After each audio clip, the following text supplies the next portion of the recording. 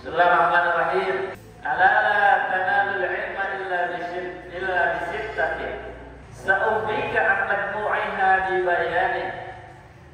Ala, ingatlah, la tanalul ilma, kamu tidak akan pernah mendapatkan ilmu illa bisittatin, kecuali dengan 6 syarat. Sa'ubbika, saya akan kabarkan al-majmu'iha bibayanin, ke 6 syarat itu dengan rinci. Ada 6 syarat. Yang pertama, zakain. Yang kedua, hirsin. Yang ketiga, wastibarin. Yang keempat, bulgatin. Yang kelima, irsyadil ustadin. Yang keenam, watuli zamanin. Yang pertama ialah cerdas, kedua hirsin, sungguh-sungguh, yang ketiga sabar, yang keempat bekal yang cukup, yang kelima petunjuk ustaz, yang keenam ialah waktunya yang panjang. Kira-kira syarat ini susah kan? Ini ngaji syaratnya berat banget ya. Yang pertama syaratnya zakain. Zakain itu artinya cerdas. Apa itu cerdas? Cerdas apa bu? Pinter. Pinter itu apa? Bisa jawab 2 tambah 2 4. Bisa kali-kalian. Jadi sulit. Cerdas, syarat di dalam mendapatkan ilmu ialah cerdas. Cerdas itu bisa menangkap pelajaran. Itu cerdas. Siapa orang yang bisa menangkap pelajaran? Ibu-ibu bisa nggak? Bisa nggak nih? Baca buat. Bisa menangkap pelajaran artinya dia punya akal, punya otak. Ada nggak otaknya? Ada. Selama manusia itu punya otak, maka di situ Allah berikan akal. Akal itu yang menggunakan siapa? Diri sendiri. Akal itu bisa diasah apa enggak? Bisa. Jadi orang yang tidak mau mengasah akalnya dengan orang yang mau mengasah akalnya, itulah perbedaan antara orang yang cerdas apa enggak. Berarti orang yang sering ngasah akalnya itu ibarat pedang. Pedang semakin biasa makin tajam. Kalau kita semakin banyak baca buku, ini otak ini makin kepake, makin berguna. Ya, kalau otak kita jarang baca-baca, ya, otak pikirannya jadi ngelantur mulu. Ya. Tapi syarat cerdas ini syaratnya cuma punya akal. Dan ibu-ibu semua punya itu. Jadi orang yang bisa mendapatkan ilmu itu syaratnya punya akal, punya otak. Selama ibu punya otak berarti udah masuk syarat di dalam mendapatkan ilmu. Susah apa enggak? Susah enggak syaratnya cerdas? Susah enggak? Enggak. Selama kita punya otak, ayo. Selama kita sama-sama makan nasi, ayo, ya. Otaknya dipakai. Kita cerdas sama-sama. Yang kedua, hirsin. Hirsin ini lebih ke sungguh-sungguh. Sungguh-sungguh itu ada perbedaannya. Jadi orang yang sungguh-sungguh pasti dia rajin. Orang yang gak sungguh-sungguh pasti dia malas. Jadi kalau poin yang kita punya otak sama nilainya, ya. Tapi yang membedakan ini di poin nomor 2. Kenapa orang bisa jadi ranking 1? Kenapa orang bisa jadi ranking buncit?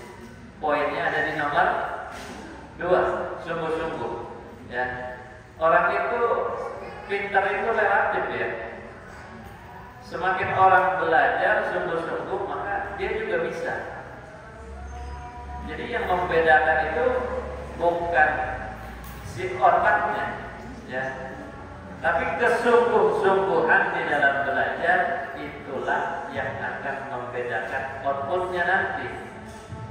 Jadi hirsin ini menjadi syarat nomor yang kedua.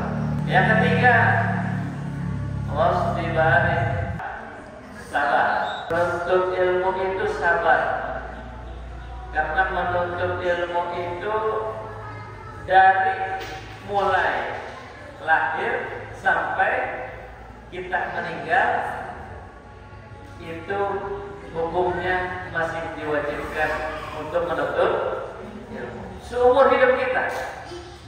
Makanya dikatakan sabar, jangan berhenti di tengah jalan. Nah, saya pensiun di umur 60 ngajinya, nggak ada bahasa begitu. Kalau ngaji kita seumur hidup, selama kita masih bernapas, itu kita masih terkena hukuman wajib untuk menuntut ilmu. Makanya syaratnya ialah sabar, panjang waktunya, jangan pernah berputus asa, apalagi punya cita-cita nggak mau ngaji, ya. Yang keempat, syaratnya bulugh, bekal. Ibu mau bekal nggak kemarin? Nah, bawa nggak? Jadi syarat bulugh di sini tuh bekal, bukan untuk ustadznya, bukan untuk lembaganya, bukan untuk orang lain. Bekal itu untuk diri sendiri. Ibu udah makan belum dari rumah? Mau menuntut ilmu, jangan sampai pingsan di jalan. Kalau ibu udah makan, udah kuat, artinya ibu udah punya bekal di dalam jasmaninya untuk menuntut ilmu. Makanya syarat bulughnya bukan untuk orang lain, tetapi untuk diri sendiri minimal. Ya, kenapa disyaratkan bulugh? Jangan sampai ke tempat pengajian karena capek belum makan seharian, ujung-ujungnya tidur. Bukannya fokus ngaji karena lemas, ya belum makan. Aduh, Pak Ustadz di rumah kagak ada sayur, kagak ada beras, tapi belum makan. Yang kesini malah curhat, ya. Bukan fokus ngaji.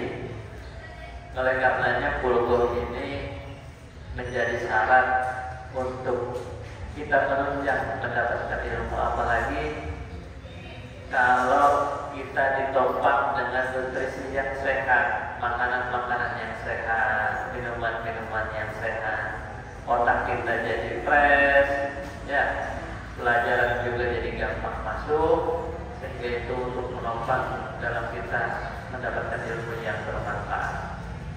Yang kelima ialah petunjuk ustaz, guru, wajib mutlak. Jadi petunjuk guru itu syaratnya itu harus talaki, ya Bu, ya. Tahu talaki? Talaki itu bertatap muka, bertemu, itu namanya talaki. Kalau ibu ngaji lewat YouTube, ya, itu bukan talaki, ya. Apakah ada manfaatnya? Ada. Cuma itu tidak menjadi syarat ibu terhadap belajar mengajar. Yang namanya belajar mengajar itu harus talaki, ya. Ada guru, ada murid. Jadi keberkahan itu langsung didapatkan. Bisa jadi ibu kalau nonton YouTube paham, ya, tapi keberkahan ilmunya nggak banyak. Kadang jadi sombong, baru tahu ilmu sedikit sudah menyalahkan orang lain, ya. Bagus sekarang ada dunia media sosial online dan sebagainya. Kita bisa ambil manfaat dari situ, nggak apa-apa. Tapi mengaji dengan talaki, dengan ustaz, dengan mursyid itu wajib. Jadi ibu bisa bertanya langsung ketika ada satu masalah, dapat pencerahan langsung. Kalau belajar via online itu hanya tambahan untuk kita memperluas khazanah keilmuan kita. Nggak apa-apa, teruskan, yang bermanfaat kita ambil. Tapi kewajiban kita dalam menuntut ilmu syaratnya ialah harus kita bertatap muka. Yang terakhir ialah tulis zamanin, waktunya ya panjang. Jadi paham ya Bu ya. Jadi syarat penuntut ilmu itu ada 6. Yang pertama apa? Cerdas. Yang kedua, tunggu. Yang ketiga, yang keempat, yang kelima, yang keenam,